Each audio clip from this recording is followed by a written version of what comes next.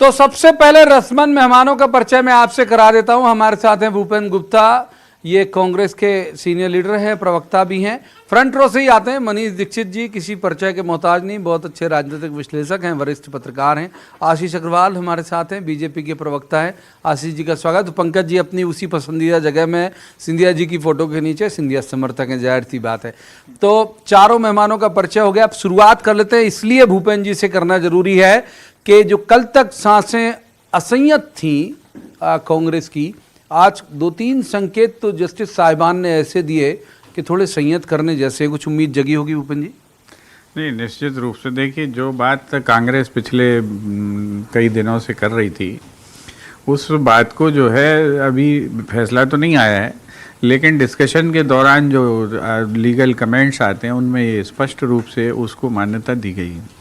ये कहा गया है कि जो विधायकगण हैं उनको कॉम्पिटेंट अथॉरिटी के सामने जाना चाहिए, और कॉम्पिटेंट अथॉरिटी वही है जो कह रहा है कि भैया आ जाओ, मिल लो हमसे। तो ये चीज़ तो सुनिश्चित हो गई है कि जो चीज़ें हो रही थी वो अधिकारों का अतिक्रमण हो रहा था। जो डायरेक्शंस दिए जा रहे थे या निर्देश दिए जा रहे थे वो निर्देश अनुचित थे, क्योंकि कॉम्पिटेंट अथॉरिटी से भाग रहे हैं ये लोग।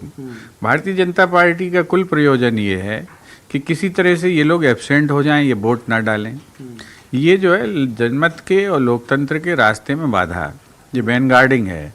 और ये जो बैन गार्डिंग हो रही है ये जो है ये गलत है, असामान्य है और लोकतंत्र के विरुद्ध है। दूसरी चीज़ ये है कि जो हमारे रिप्रेजेंटेटिव, एक और बड़ी बात उन्होंने कही है कि वो बच्चे नहीं हैं कि उनका अपहरण हो गया और हम उस पर चर्चा करें। कोर्ट जो है इसका मतलब है कि सीरियस है इस बात को लेकर, और उन्होंने कहा है कि जो ये वीडियो है, ये जो आप दिखा रहे हैं, ये उनके स्वतंत्र होने का प्रमाण नहीं है। ये बात मिले ठीक है। आपको याद होगा कि मैंने आपके चैनल में मैं 3 दिन से लगातार कह रहा था कि वीडियो किसी के जिंदा होने तक का भी सबूत नहीं है। आपने वीडियो बना लिया और उसके 10 मिनट बाद क्या किया ये कोई किसी को नहीं मालूम है।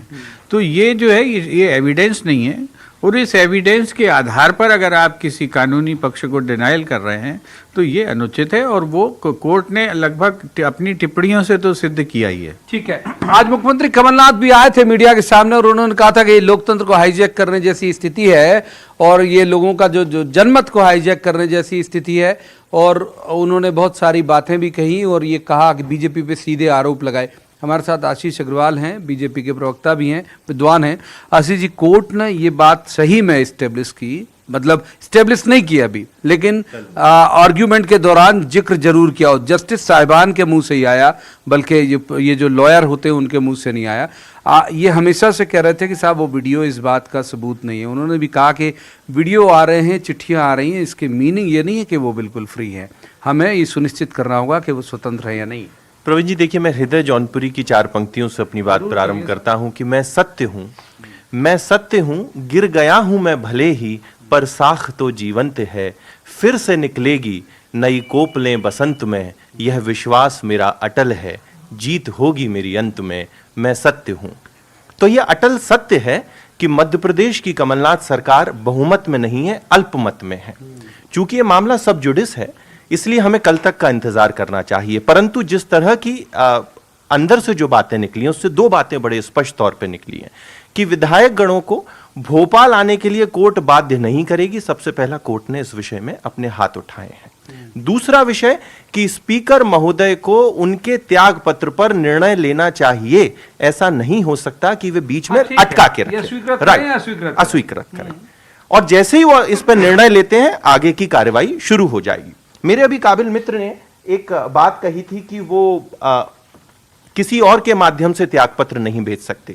तो देखिए, मध्य प्रदेश विधानसभा प्रक्रिया एवं कार्य संचालन नियम की कंडिका 276(1) खा में स्पष्ट वर्णन है कि अध्यक्ष को त्यागपत्र डाक या किसी अन्य व्यक्ति, वो कोई भी व्यक्ति हो सकता है, राजनीतिक मित्र हो सकता है, परिवार का व्यक्ति हो सकता है, के माध्यम से अगर प्राप्त होते हैं तो वो उनका विशेषाधिकार, विवेकाधिकार है, वो उसको स्वीकार करें। कोर्ट ने टच किया उस हिस्से को, कोर्ट ने टच भी किया, कहा वो कोई जस्टिस नहीं है या न्यायाधीश नहीं है कि आगे स्वयं आके और वो करेंगे। तो ये भ्रम ना फैलाया जाए कि कोर्ट ने स्पष्ट कर दिया है कि किसी के माध्यम से। मेरे मित्र ने कहा कि साहब वीडियो किसी के दबाव में ना होने का प्रमाण है, तो वीडियो किसी के दबाव में होने का प्रमाण भी नहीं दे रहे हैं। तो इसलिए कल तक हमें रुकना चाहिए। परंतु आज मध्य प्रदेश के मुखिया कमलनाथ जी संवैधानिकता और नैतिकता इन दोनों को तार तार कर रहे हैं। सबसे पहले तो उनके गठबंधन के सहयोगी दिग्विजय सिंह जी, आज उन्होंने जो बेंगलुरु की सड़कों पे किया वो संसदीय मर्यादाएं नहीं है। हमने शिकायत की है उनकी चीफ इलेक्शन कमिश्नर से, वो राज्यसभा के प्रत्याशी हैं और अपने मतदाताओं पर वो इस तरह से अनैतिक दबाव डालने नहीं जा सकते जब वो मतदाता स्वयं कह रहे हैं कि मेरे को दिग्विजय सिंह जी से खतरा है। अरे साहब, मतदाता से मुलाकात ही नहीं हुई उनकी, तो उनका मतदाता आम आदमी थोड़े, उनका मतदाता तो चार दीवारी में कैद था। यही वो मतदाता चीख चीख के चिल्ला चिल्ला के अपने रिटर्न एप्लीकेशन डीजीपी कर्नाटका को दे रहे हैं, परंतु उनको मंजूर नहीं है।